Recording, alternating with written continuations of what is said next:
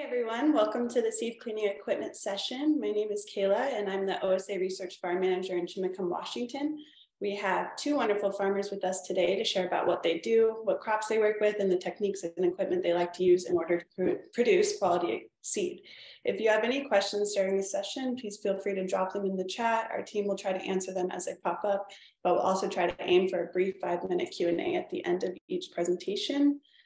So first off, we'll be hearing from Katie Jagger. She's a co-founder of Saltwater Seeds, a local seed company in the Olympic Peninsula, and will be joining us today to talk about small-scale production equipment and techniques.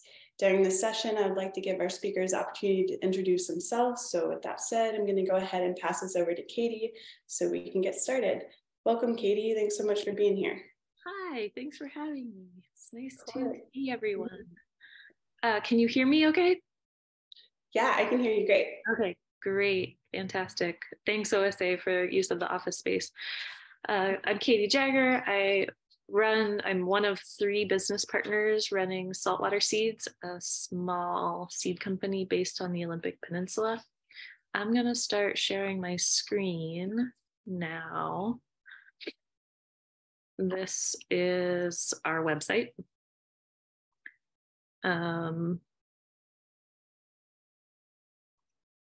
We sell seeds through the website, through wholesale to a handful of seed companies. We work with a bunch of seed companies, maybe 5 or 6 different seed companies, mostly other small seed companies. And we sell directly to stores. We make seed packets and sell to stores. The wholesale contracts and the seed packet sales are each about half of the business. But we like the online sales because we get a better price through the online sales. So I just wanted to show you the website and make a little plug for buying things from the website, of course. But onto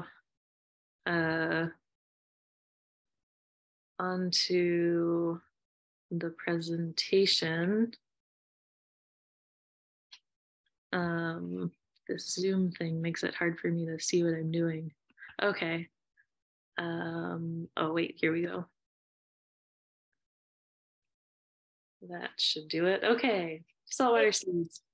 You might need to just stop screen share and start again because we still see your web browser.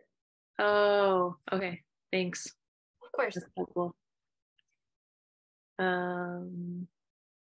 There we go.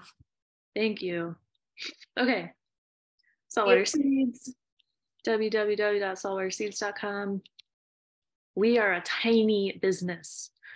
We have 1 acre in Sequim and 1 acre in Chimacum. We grow 120 different varieties for seed packets. We grow probably about 20 different varieties on contract, so larger amounts on contract. And we do everything with handwork. One of our fields, we don't even use any equipment. We don't have a tractor in Chimacum at all. In Sequim, we have a tractor. It's like, or we're able to rent a tractor. We don't have a tractor. We have barely anything. We started the business without investors or without personal investment. I was able to loan the business $10,000 so that we could have some cash flow at the very beginning, mostly thanks to my job that I used to have at OSA. Thanks, OSA. And we still don't have a whole lot of equipment, which works well because Organic Seed Alliance has a Winnow Wizard that we're able to use, and we're small.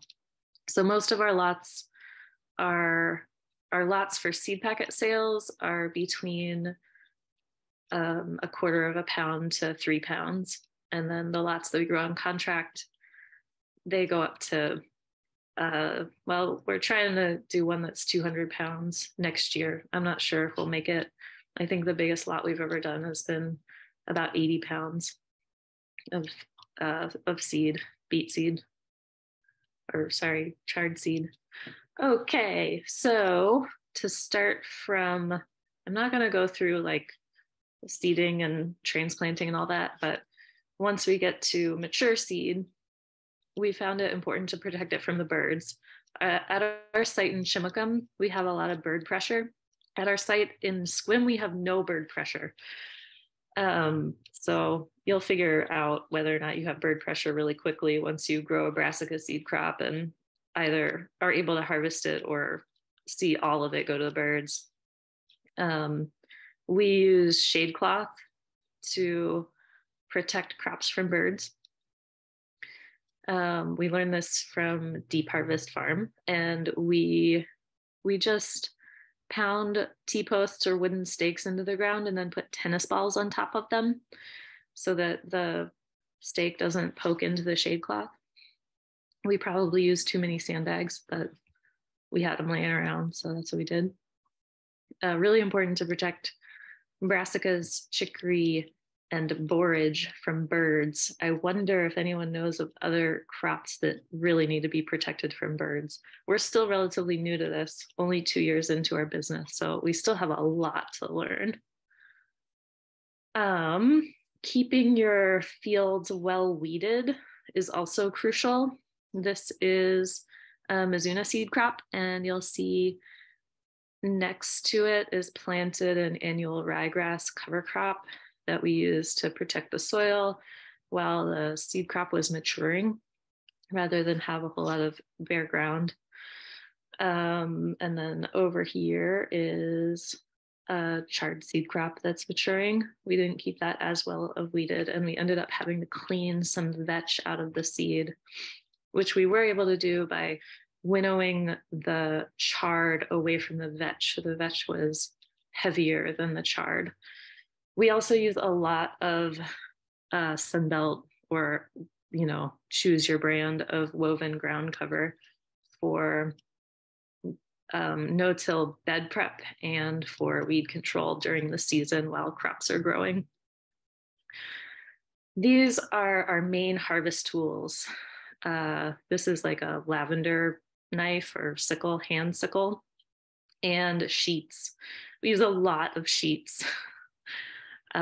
We just cut the stalks, go down the row, cut the stalks with the sickle, drag the sheet along, throw the mature seed crops onto the sheet, drag the sheet into a place where the seeds can dry down. In this situation, we had a pretty long row of chard seed, and rather than throwing the seed directly onto the sheet, we harvested it. And I think we harvested this with loppers. Sometimes we use loppers. And then made a pile and then dragged the pile to the end of the row on a sheet. Really simple stuff. Wet seeded crops. We don't do a whole lot of wet seeded crops. As you know, we're over here where we have dry summers. It's a really amazing place to grow dry seeded crops. But because we make packets and sell seed packets, we do some things that aren't particularly well adapted to our climate, including tomatoes. And this is how we do tomatoes. These are all different varieties of tomatoes, 1 week's harvest worth. There's a label on the lid. Let that ferment until there's little white scuzz on top and then decant. And we do more or less the same thing for cucumbers, although cucumbers cannot ferment as long as tomatoes. And we ferment them in buckets because we generally are harvesting a much larger amount of cucumber seed at one moment. One thing we did a pretty big winter luxury pie pumpkin seed crop this year. I think it was, we probably grew 30 some pounds of winter luxury.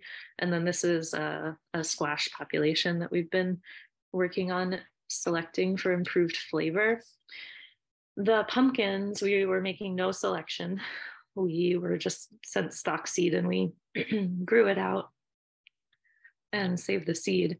And we opened these pumpkins up using a maul, like an axe.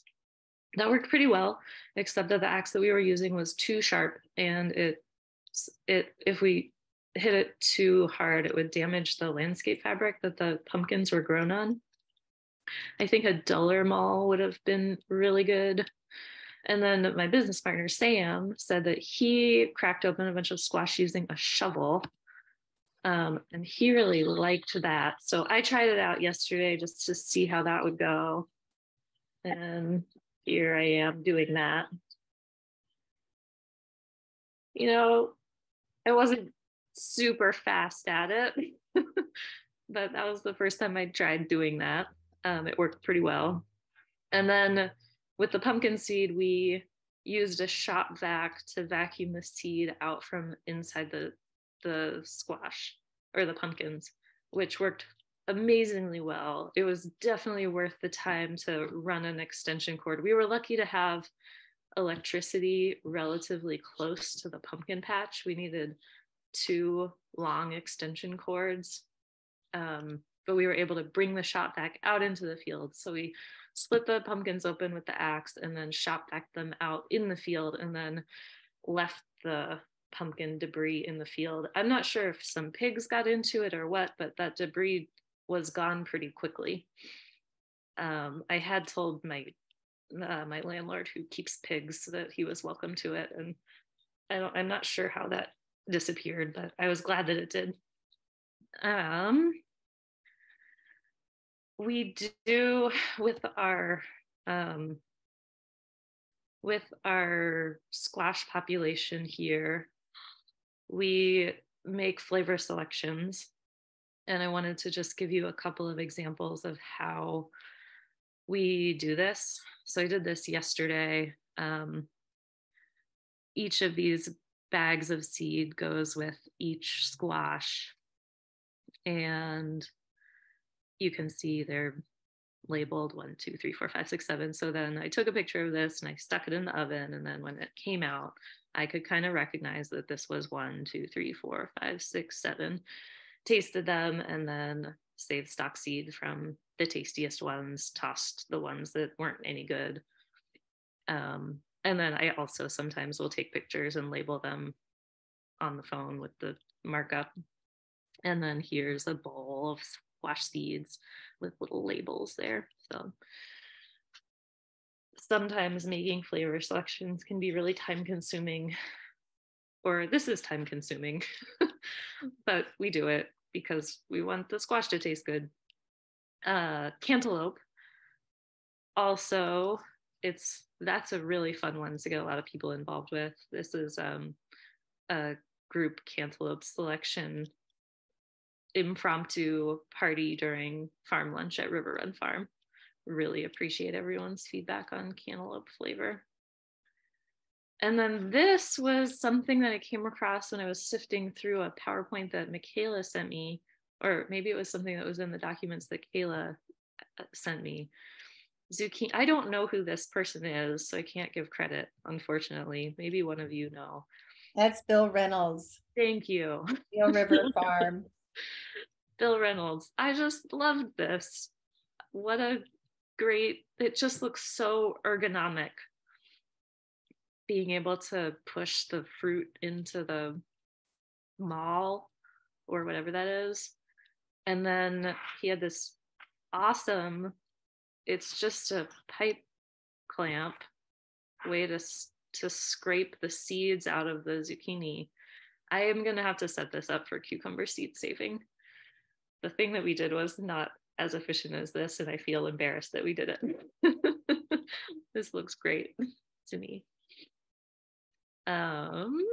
Threshing, this also is not my picture, scalped from one of the old OSA PowerPoints. We have used a truck to thresh things in the past.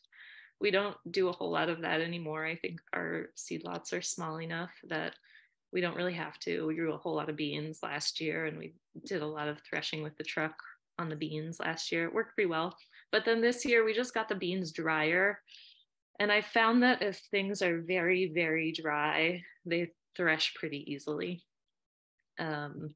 So we tend to just do some stomping by hand or by foot, which, you know, when you're growing half-pound to 3-pound lots of seed makes a lot of sense. But then when you're doing a larger scale contract, you don't necessarily want to do that. Another thing that I figured out this year with calendula, in the past, we did something that was very time consuming where we would harvest individual seed heads as they matured. Calendula is one of those crops that matures over time. This year we grew so much of it that it didn't make sense. So I found that with calendula, I was easily able to bend the plant over onto a sheet that I was dragging along with me and stomp on the plant in place, which would knock off a bunch of the mature seeds onto the sheet and leave the sticks behind. The sticks in calendula can be pretty difficult to clean out of the seed later on, or I don't know, they're like somewhat difficult. They're not that difficult, but one way or another, we were able to keep a lot of the chaff out of the seed during harvest, which I thought was really helpful. It's also helpful for us to do that when we can, because we do have limited drying space right now, and anytime we can save drying space, it's nice. Speaking of drying space, last year, our first full season of growing seed, this was our only space for drying seed down. This was a caterpillar tunnel that Finn River, the home farm, gave us.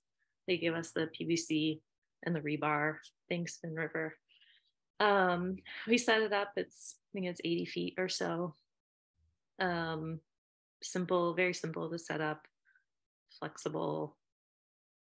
As soon as we put it up, we filled it all the way up with harvested plant material. It's not great in the wind. It'll give you a little bit of an idea of what happens to that caterpillar tunnel in the wind. We have to take it down as soon as the wind picks up in the fall, at which point we're scrambling to get everything cleaned down so that it's small enough that it can fit into a smaller space, because we have to take all of our caterpillar tunnels down. It's also getting damp at that point in the year, so it's better to have things inside. So last year we built another caterpillar tunnel and put it in Squim, where our other field is, and that's been awesome. It was not fun dragging seed crops from Squim back to Chimacum in order to dry them down in a caterpillar tunnel. As soon as we put this one up, we filled it all the way up too. I'm sure that as soon as we build another one, we'll fill that one all the way up. Once the seed is mostly dried down and threshable, we'll field clean it using large screens and winnowing. We will kind of regularly do some amount of wind winnowing, just in the field, doing a rough job saving all of the seed, and you'll end up with something kind of like this, where there's still a good amount of chaff but also a whole lot of seed. And as soon as it's small enough, it's in this state, we use a lot of paper bags. We'll put the seed into a paper bag to dry down more in the tunnel. So yeah, usually we want seed crops to be very dry when we're threshing them. Carrot seeds are an exception, and I'm sure that larger scale farms, or I know that larger scale farms do thresh carrot seed mechanically and then use equipment like a gravity table to get the seed really clean.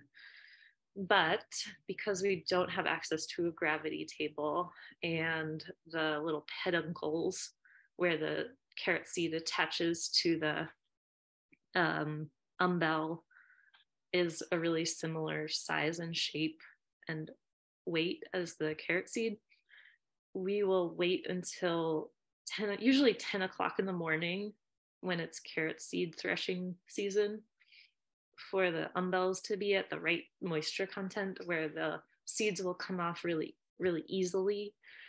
but they're not so dry that you're gonna shatter the umbel.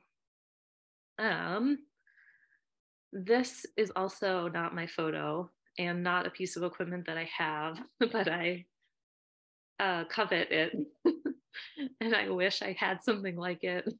This is our version. This is like a metal trash can inside of a Rubbermaid tote.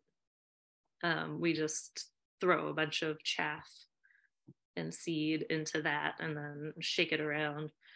And it does a pretty good job of rough cleaning things, but for bigger lots, this seems like it would be really awesome. Kind of like a root washer, but with a screen for seeds. More screens that we use.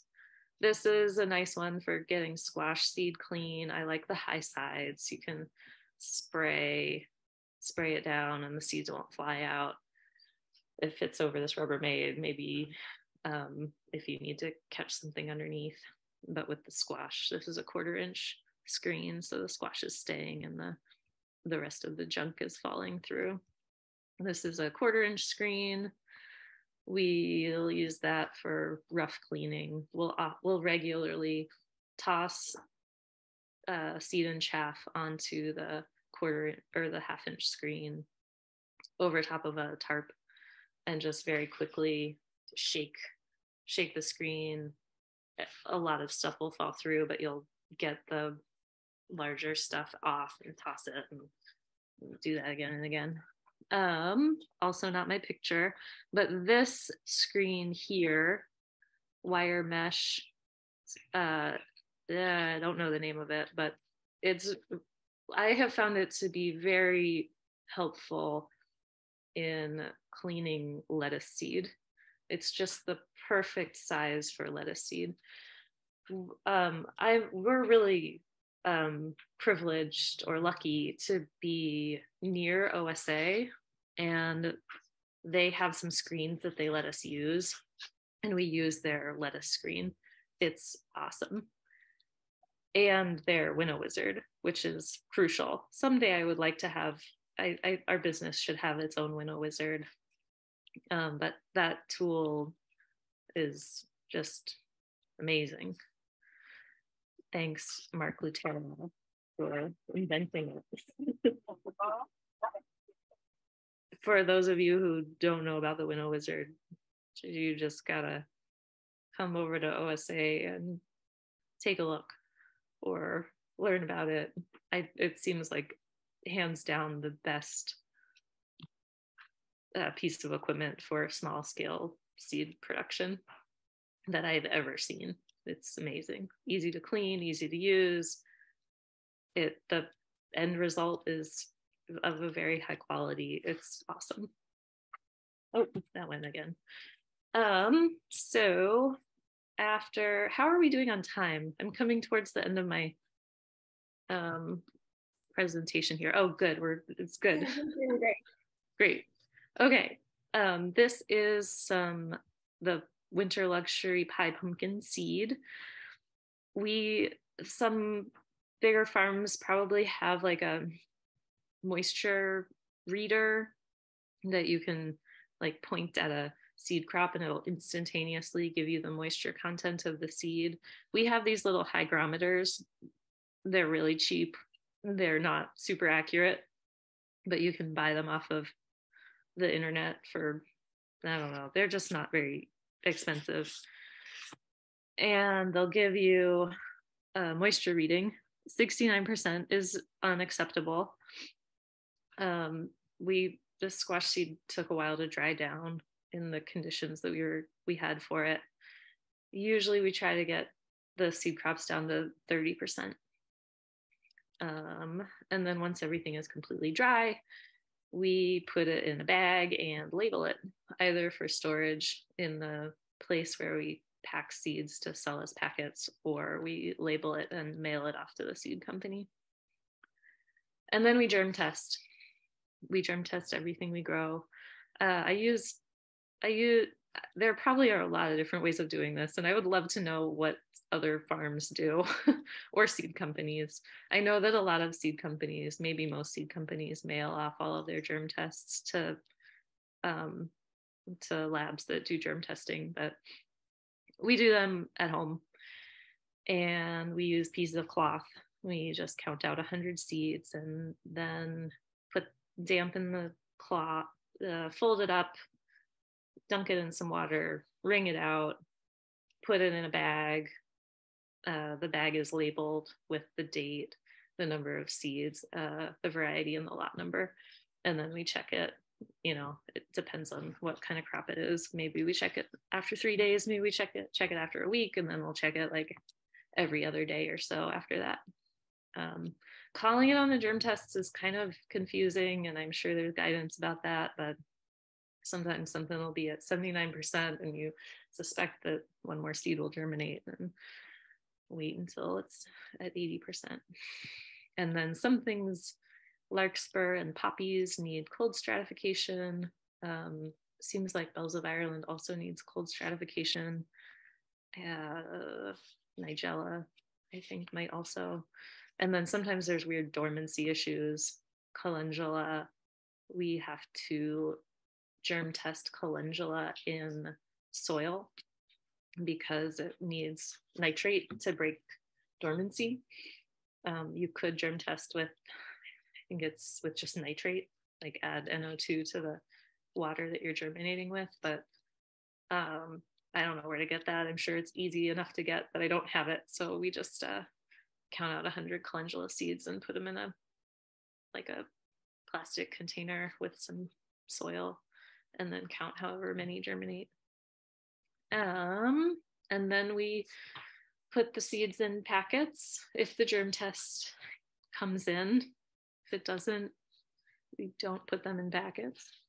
But if the germ test works out, we put them in seed packets and send them off to stores. We make sure we have good pictures of everything. Something you have to make sure you do during the season. And I think that this is important both for people who are doing packet sales and for folks who are growing on contract. Just because you never know when a good picture of something will be useful. Yeah, all right, thank you. And I don't know if y'all have any questions, we can do that now, or I don't know if we want to save it for later. I also can't see the chat, so I don't know if anything is going on there. Yeah, I think we have some time for questions. So if anyone has a question for Katie, go ahead and raise your hand or enter it in the chat. And I can, well, I don't know. We could leave this up, or I could stop. Yeah, I'll stop. Thank you.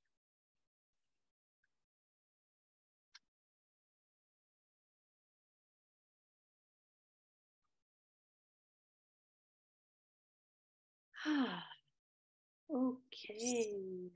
So Bree from the chat just wrote, do you have any advice for beginning seed growers? Oh, what stage are you in? Or I guess, have you started selling seeds already? Do you have, I guess, well, you know, we started not that long ago. We started off by kind of cold calling everyone we could think of. Okay, yeah, everyone we could think of who might be able to buy seeds on contract from us. And, you know, just all of the seed companies reaching out to them saying, hey, do you need anything grown? And then we grew a bunch of stuff, and it was, oh, the metal trash can. I love that metal trash can.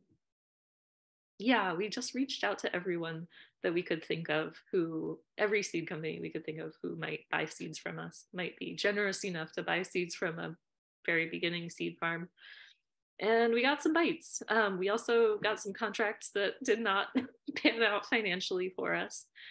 That's one of the trickiest things, is knowing what to charge.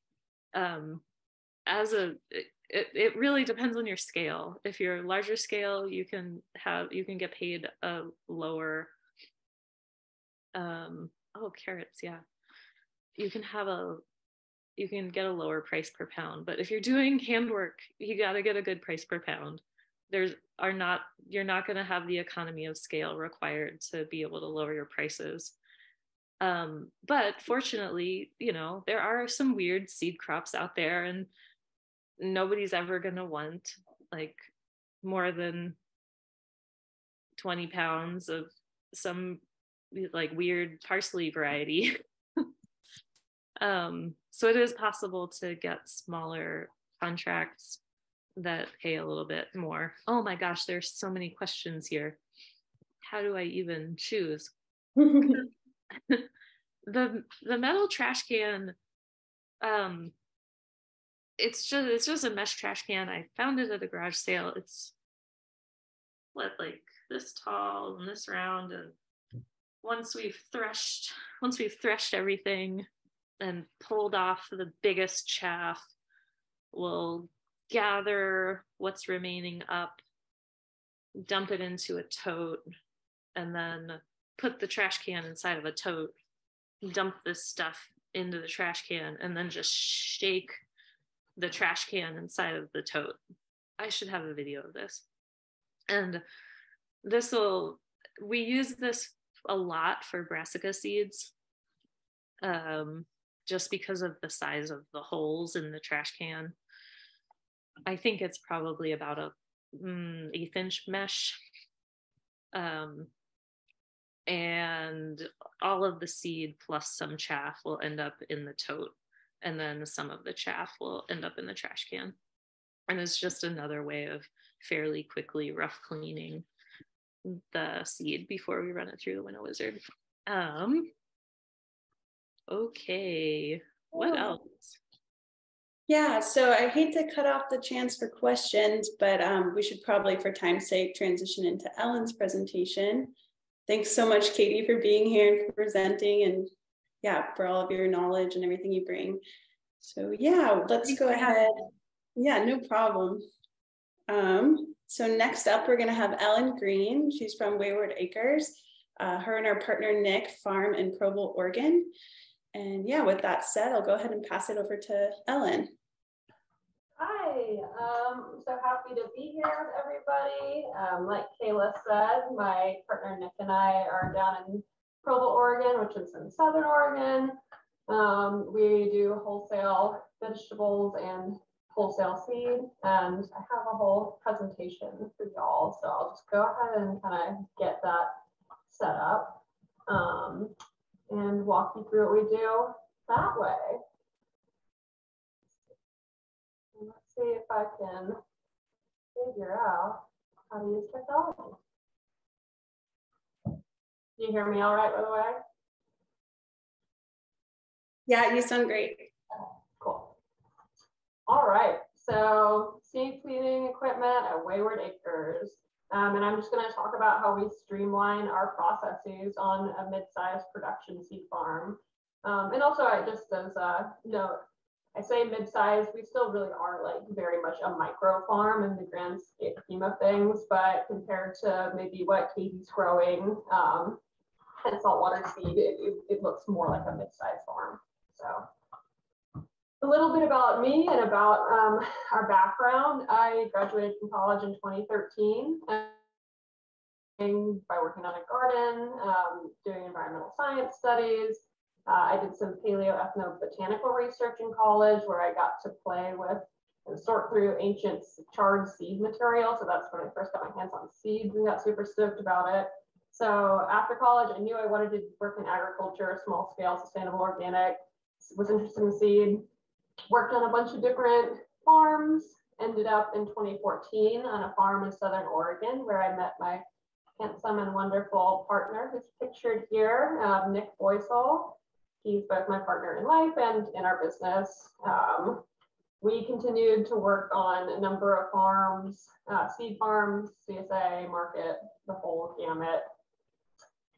Started managing farms in 2017. And then in 2018, the farm we were managing, which is called Blue Fox Farm, the owner allowed us to start growing seeds for contract on the side. So we grew under the Blue Fox name, but we were running all of the like labor of it, and we got all the money for it as well. And then in 2021, the owner of Blue Fox decided he was done farming and essentially let us lease his property and all of his facilities, and that's when we started Wayward Acres. So we're down in Provo, Oregon, which is all the way down south here. We have a plant hardiness zone of 8B, which basically means we're frost-free from mid-May to early October, obviously with some variation there. We have temps in our kind of hottest months are July and August. Average temps are in the high 80s, low 90s, but we can definitely hit week at a time of like 110 plus, especially as the climate keeps changing.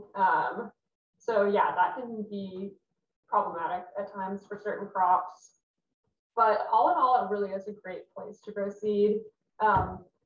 We have a relatively long season, so we can do all the nightshades, tomatoes, hot peppers, that sort of thing. We don't have too much trouble finishing stuff off. There's a ton of seed growers down here because of the good conditions. So, as young growers, we've been really lucky to have that community for advice and equipment sharing and all of that. Like I said, summers are super dry. We don't get rain probably from May to October, usually late May to October. And that's great for dry seed crops, obviously, and also mildew issues. And then there's a GMO ban in our neighboring county and one that's being worked on in the county that we're located in as well. So we don't really have too much of that to worry about. Some of the challenges, there's a ton of drought issues down here. We're lucky to have really good water rights on our properties, but that's been a challenge for a lot of seed farmers or farmers in general. Like I said, the heat spikes can be really troublesome. We have, depending on the year, pretty serious smoke seasons, which really can make it tough for light penetration and slow crops down. And then the cost of land is just enormous down here. So we're really fortunate to be able to lease land from somebody that we are close to and trust, and be able to lease the facilities, but it's something we think about a lot in wanting to build our farm in the future, and it's potentially cost prohibitive.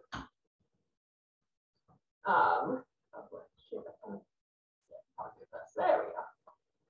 So we grow about 8 to 10 acres. We have access to about 30 acres, but we like to rotate, obviously. Everything we grow is for wholesale. So that's both our vegetables and our seed contracts. So I won't do any plugs here to buy our seed or our vegetables, but do go to your local food co-ops and restaurants, and we sell to a company that provides the food bank near us as well. And then for seeds, we do all contract, work with High Mowing, Bedco, Adaptive, Siskiyou's a local company that we work with. We work with Southern Exposure. I'm from Virginia, so I like to work with those guys. Yeah, I think that's most of them. And we grow anywhere from half-pound contracts to 1,000-pound contracts. So, if there's something new that we kind of want to try out, we don't know how it's going to go, we might do a much smaller contract.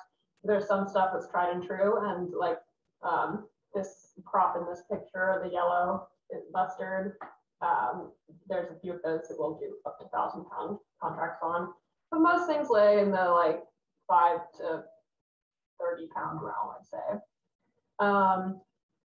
We do really well with dry crops, lettuces, brassicas, as long as they don't flower too late in the summer, because the heat can kill flowers.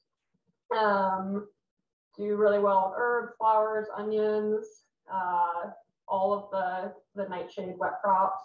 And we actually love growing okra here as well. That's done really well for us on our farm.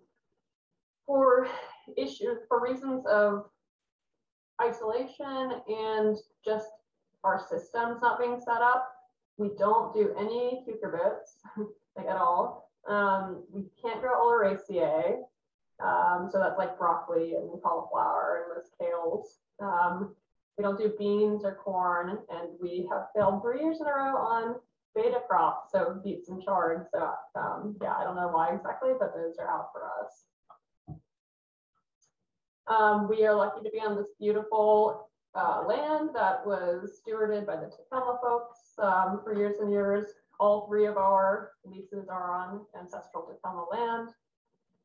Our main farm is 15 acres, and that lease includes all of the infrastructure we need. So we have 9 hoop houses, we have a crop house, a wash and pack facility, lots of storage barns, giant walk-in cooler, actually 2 walk-in coolers, one of which is like more for warmer crops. 5 tractors and all the implements we need for cultivation and for ground prep. The other 2 leases are just land from a couple really nice neighbors, and we're super lucky to have all Class A soil and good water rights on all our properties. So the meat of it. So the reason that we have found it to be really important to invest in equipment is that in our scale of farming and the kind of farming we're interested in, there's always talk about sustainability. That's a big focus. And of course, we want to focus on the sustainability of our land and our resources, but we also like to extend that to our personal lives and our abilities to continue to do this work over the decades, hopefully. And a large way for us to help sustain our kind of personal psyches and our physical bodies is to invest in equipment, especially because we do like to work on a mid-sized scale. You know, for a much smaller scale, it's not necessarily as hard on the body, it's not necessarily as time consuming, but you know, if you see this picture in the bottom left with the truck in front of it, that's a full acre of a mustard crop. We like to be able to grow 1,000 pounds of mustard and know that we can provide that much food, that much seed to an organic certified company and still get a good price for it. So for our scale, it's really important that we have this equipment to streamline our processes. Our 4 main pieces of equipment that I will talk about, we have a combine, a small plot combine, we have a swather, we have a wet seed millet, and then of course the Winnow Wizard. And all 4 of these pieces of equipment are super affordable. We paid for them all outright, and I would say that they pretty much all paid for themselves within a season of use. So here we have our beautiful combine. It's a Hans Ulrich Hedgie 125B plot combine, and we got it secondhand from a local seed grower. I use it for most dry seed crops that we grow. Works really well for brassicas, like insanely well for brassicas. Any flowers that have kind of uniform seed, grains, gets okra almost perfectly clean. Like it's like almost done coming out of the combine, which is awesome. This one doesn't work for beans because it's just, you need a specific sort of combine for beans, and this is not it. It doesn't really work for lettuce. It's a little too aggressive and chops it up too much and kind of leaves a mess. And then for delicately shaped seed like calendula, it's again too aggressive. There are 2 main ways to use it. You can either direct combine, which means to harvest as you go and then have the combine threshing functions work as you're harvesting, or you can use it in a stationary position. That's most of what we do, and I'll show you examples of both of those in a second. But once the material is inside the machine, there are 3 main functions. The threshing, which is really kind of the meat of what makes this machine so special, is that it breaks down the material. And then there are also 2 screens in there, and as the material is dropping between the 2 screens, there's a fan that does a preliminary winnow as well. So I'll just go ahead and show you this video. This is an example of our stationary combine. We just turn it on, leave it in place, and then a crop that's been previously harvested and windrowed to let it finish off, we'll feed it directly into the combine. So here's a mustard crop. It's a Wasabina mustard crop from this past season. And toss it in, that's getting brushed in there. You can't see it, but it's getting screened and a bit of a winnow. And then here in the pan is the material. And obviously it's still quite dirty, but you can see how it's freed all of that seed and got rid of, I mean, from this to just some chaff, it's pretty incredible. Benefits of stationary combining. We really like to do it because, like I said, it allows crops to finish off once you harvest them. So you can harvest them a little bit green. This is especially effective with brassicas, which do well to be harvested a little bit green and then let finish off. So yeah, we'll harvest them early. Because we're harvesting them a little bit green, it avoids shattering, so we don't lose a bunch of seed in the process. And then we just get much higher yields overall when we do it this way. Downside is that it's a little more labor intensive because you're handling it multiple times. Takes more people, but it's worth the cost at our scale. Here's a video of direct combining. Like I said, same functions are happening inside the machine. Right here, there's a cutter bar that's cutting the crop, and this reel moves and pulls the crop into the machine. Benefits are obviously that it's less labor, but the yields are just so much lower. So that previous slide that I showed you where we were using it as in a stationary way, that was an acre and we got 1,000 pounds of seed from that. This was an acre. Granted, they are different species, but still they should be relatively similar. And we got 300 pounds off of this. So obviously the yield difference is just massive. Oh, no.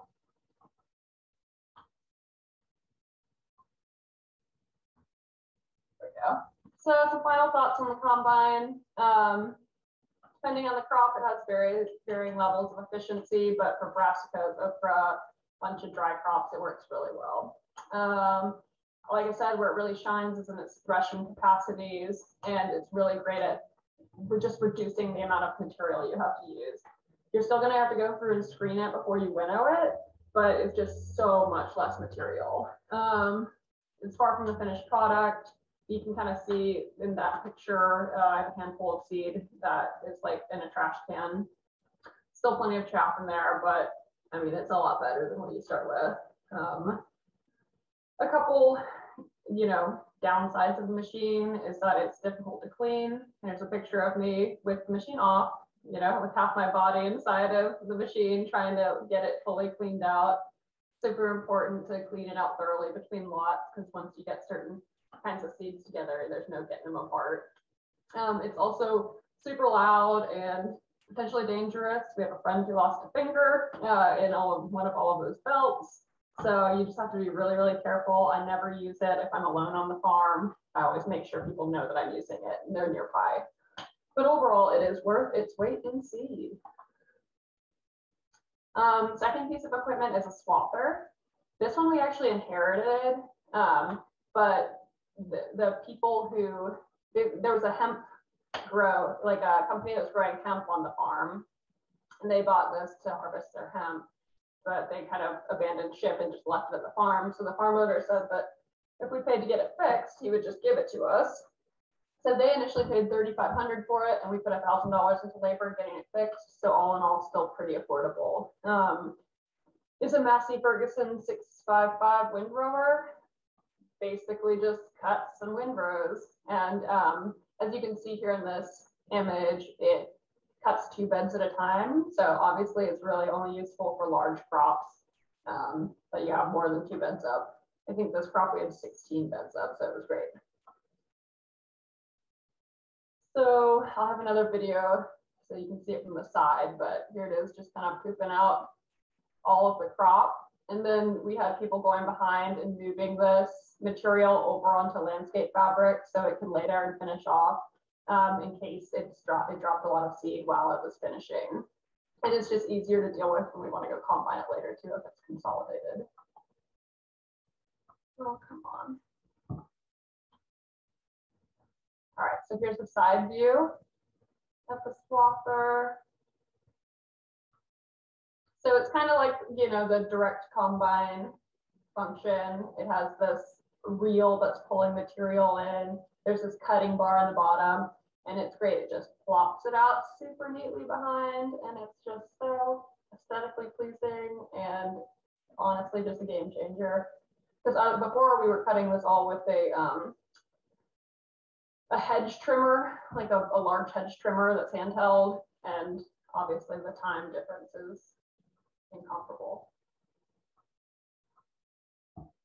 How to do this eventually.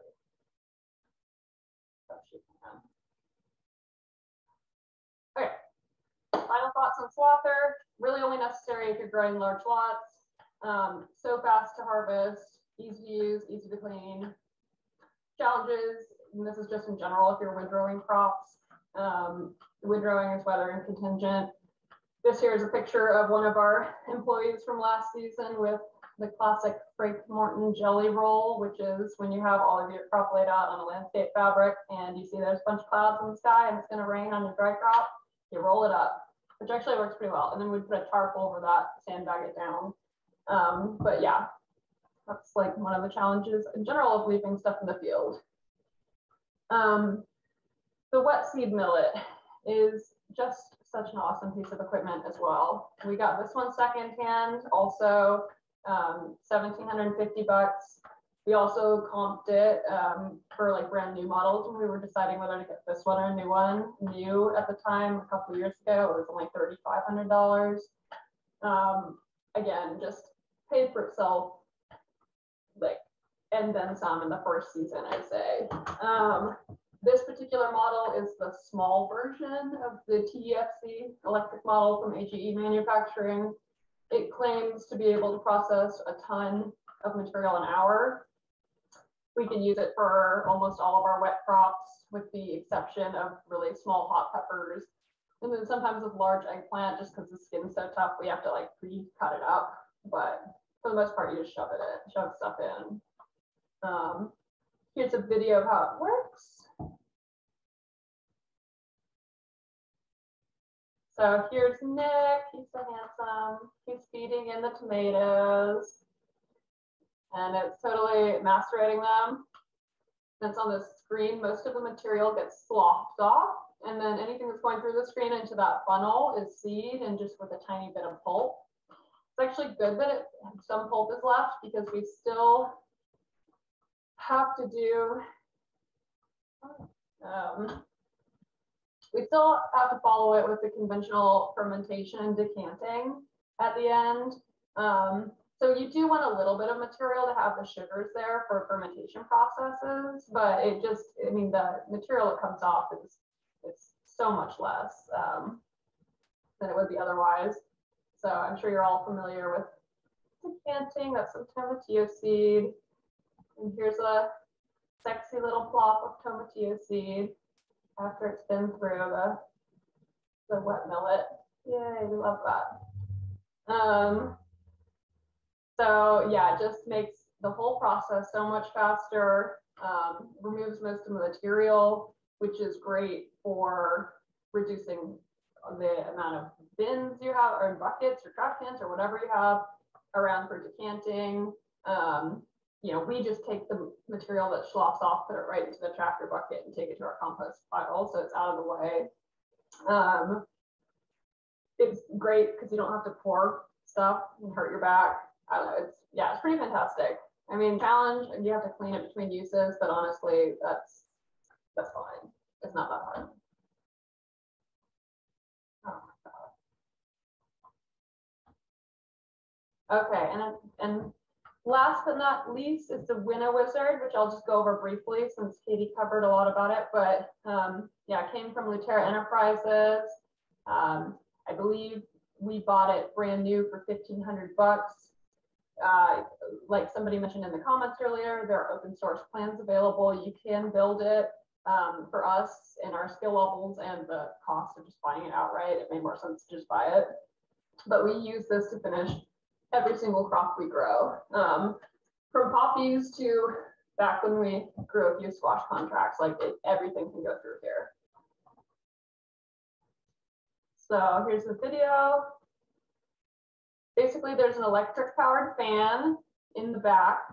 That's in the path of that fan is diffused by a number of interchangeable screens. You can change those screens depending on the intensity of like wind you need, the weight of the seed. And then it's fed, you feed seed into this hopper that's up here. There's a little bar that agitates the seed, pushes it through onto this vibrating deck. On the vibrating deck, the seed and material spreads out, so you get a nice even stream coming off. And then it drops in front of this fan, and you just have beautiful, clean seed. This is not a final product for us. We would winnow it again. Then you can kind of repeat it until it's clean enough, but this is always our final process.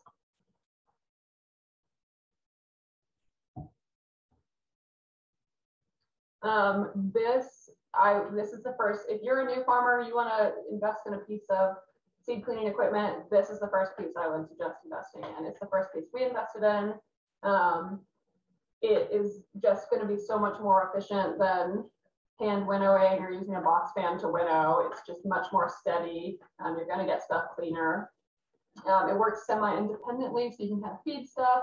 You have to be around a little bit, but I'm often feeding stuff through the Winnow Wizard and then off to the side, screening or cleaning some other seed, just kind of checking on it. It's not really, I mean, it is slow for some of our really large lots, but it's good enough for what we have. And I just wanted to mention a couple other pieces of equipment that if we had the money, we would buy, or that we are looking into. A clipper, it's essentially, that's this one right here. The clipper company, which is now AT Farrell, makes a ton of different screens like the ones that Katie showed in her presentation, just tons of different shapes and sizes of screens that go inside the clipper. And then it's just, there's essentially fine screening and winnowing that's happening inside there. It would just be a way to like do some more fine cleaning for us. That piece of equipment new is about $6,500 bucks, and that's on our to like wish for list. We might get it in the next few years. And then a gravity table, which is this right here. It's great for cleaning off material like rocks, twigs, clumps of dirt that are like the same size and really hard that won't winnow off.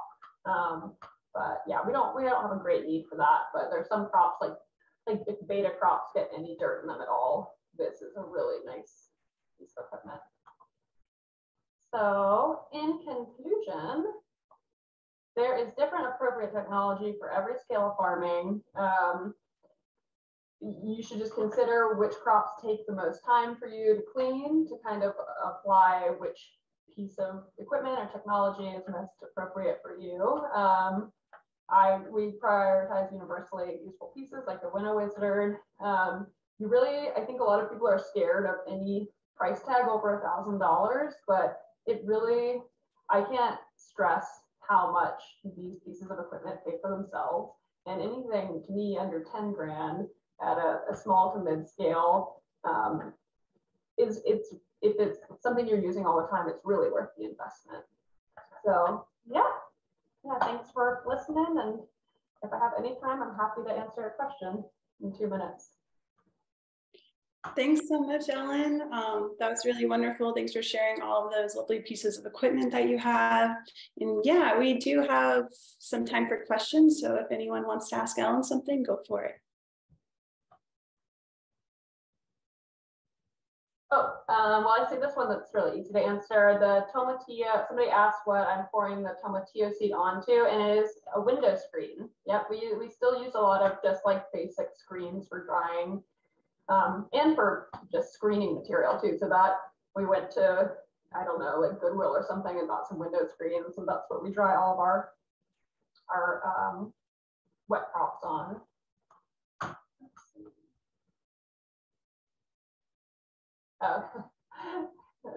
There's a question asking if I can find a machine with more belts. Definitely not, no.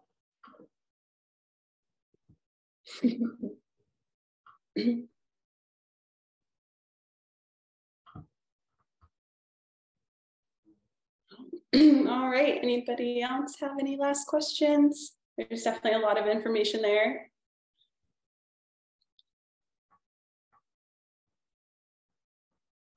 Cool. Well, it looks like we're good to go. So I just want to say thanks again to our presenters, Ellen and Katie. You guys are awesome. Thanks for sharing everything you know with us today, and really appreciate you being here. And I just also want to say thanks to everyone for their interest and their great questions.